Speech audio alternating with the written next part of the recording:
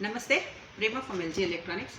So today I am showing the recipe for how to make for the dry roasting.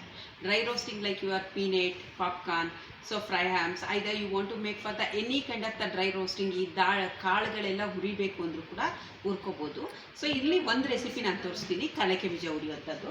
So ಇದರಲ್ಲಿ it will become for the popcorn maker ಅಂತ ಹೇಳ್ತೀವಿ. ಇದರೊಳಗೆ ಒಂದು Teflon paper ಇರುತ್ತೆ. ಈ Teflon paper ನೀವು ಎಷ್ಟು ವರ್ಷ ಬೇಕಾದ್ರೂ ಯೂಸ್ ಮಾಡ್ಬೋದು, ಏನೂ ಆಗಲ್ಲ.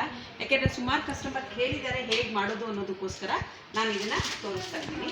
ಸೊ ಇಲ್ಲಿ ಕಡಲೆಕಾಯಿ ಬೀಜನ ನಾವು ಸ್ವಲ್ಪ ನೀರಲ್ಲಿ ನೆನೆಸ್ಕೊಂಡಿದ್ದೀವಿ.